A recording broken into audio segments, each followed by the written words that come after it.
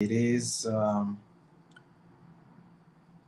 April 3rd, 2023, an Afro-centric exploration of the Holy Writings. Today I am considering Genesis chapter 26. And in chapter 26, there are a few things that happen there. First, and it always starts with Egypt. Isaac and Egypt. What is it? There is a dispute with Abimelech, the same Abimelech that had an encounter with Abraham when we saw that in chapter, I think, 23. And God appears to Isaac at Beer-Sheba, and a covenant is reconstructed with Isaac at this point, right? So short and sweet, and I just felt like there were a few things that were very important to capture, and I wanted to make sure that I have that before forget and see what it means for us as people of African descent. The first thing is there was a famine in chapter 26, and that was the famine that came after the famine that happens when Abraham was alive, and Isaac went to Abimelech, the king of the Philistines.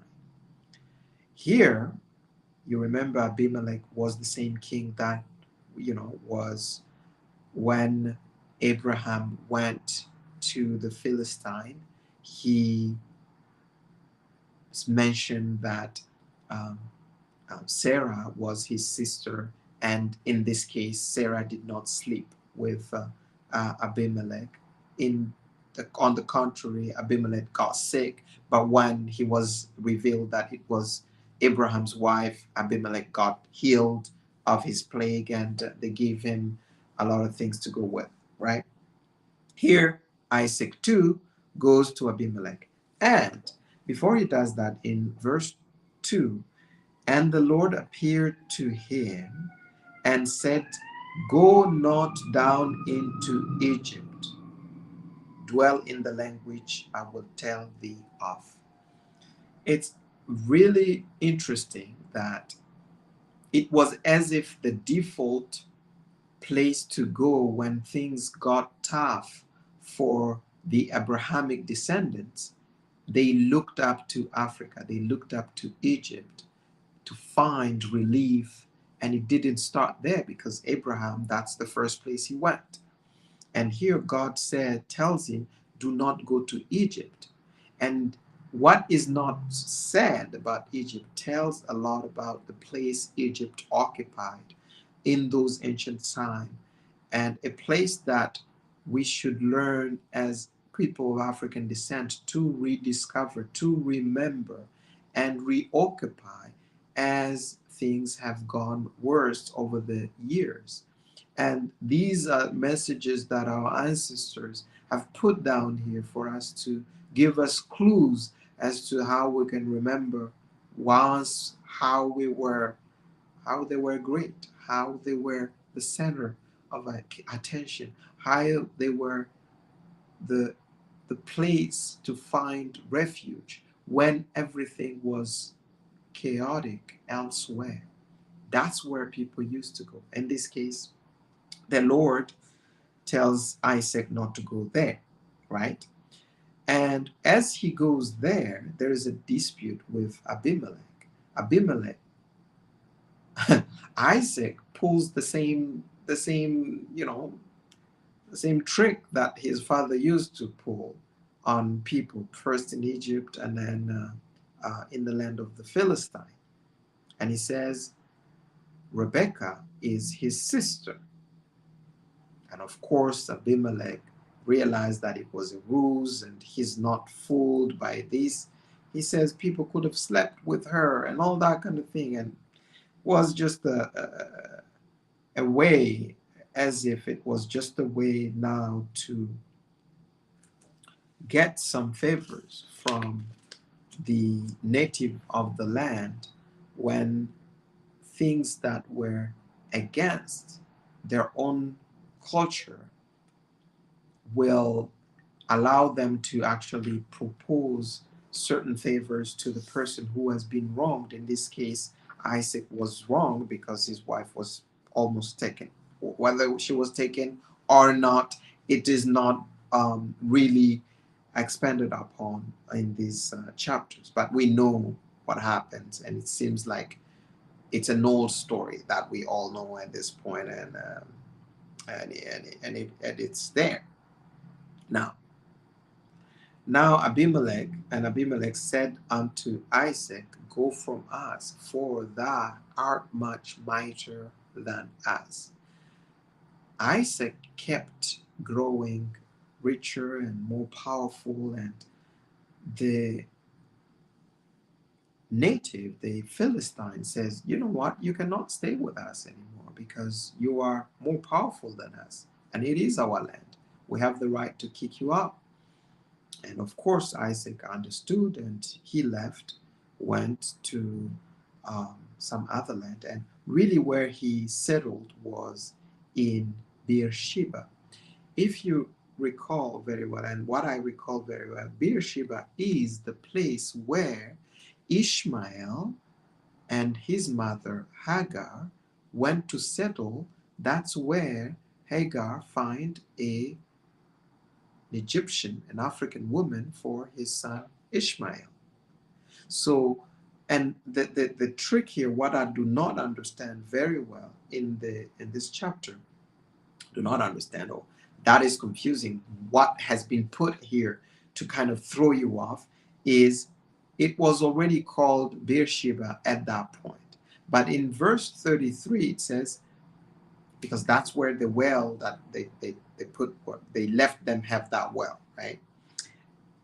And it came to pass that the same day that Isaac's servant came and told him concerning the well which they had digged, and said unto him, We have found water. And he called it Sheba. Therefore the name of the city is Beer-Sheba unto this day.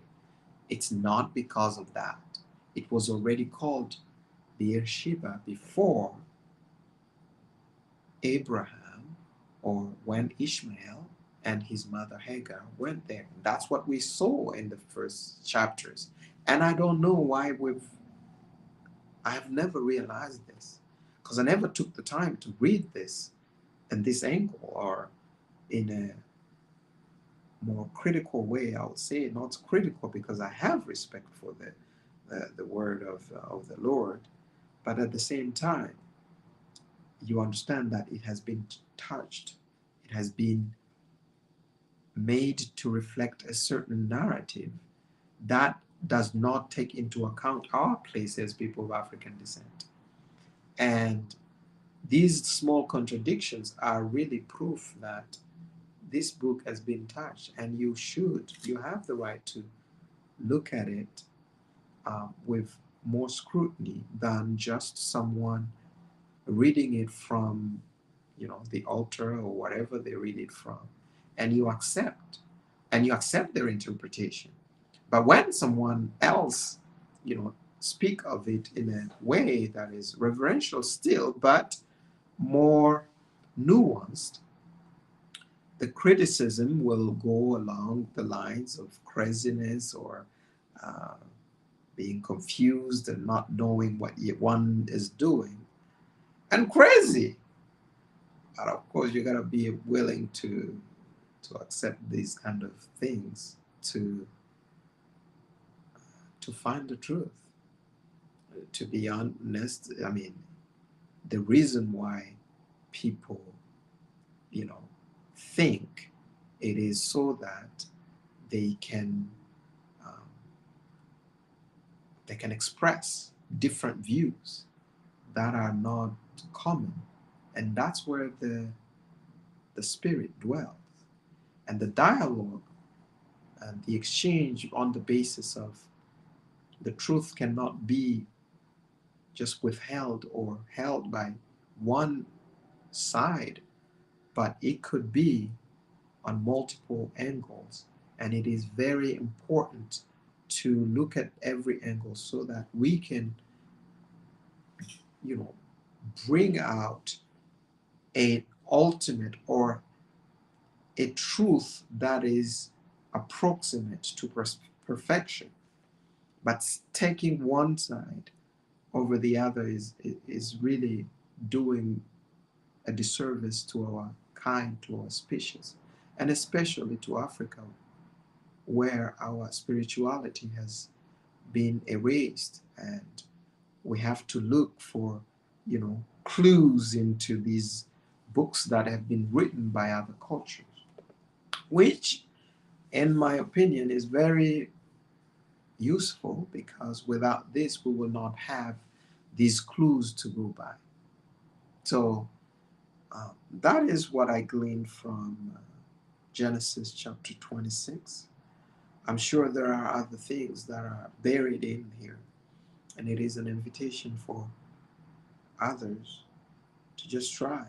It is really liberating to be able to look at these scriptures and find gems that were hidden there and that were not explained. And, you know, not claim to hold the truth and the absolute truth about this, but there is some truth to it. There is some truth that this story about um, their wives being sisters, although they're their sister. In this case, Isaac is not his sister, it's actually his niece. My God. I don't know. That's probably why they always had these issues with conceiving and procreation, because it's not normal. Man, who am I to judge? Anyway, that's what we got, and that's chapter 26. Next time we'll get to chapter 27 as quick as I can, because I see the sand shifting very quickly. It's imperative that I go through this much faster. As you can see, I didn't even have time to put on a suit. I just put my jacket on and have this. So, and I will do this more informally, because I feel like it will allow to go through this much faster and more succinctly. And there is no really long elaboration of what it is about, but just that. And I hope this um, will be as useful to other people as it has been for myself. And with that,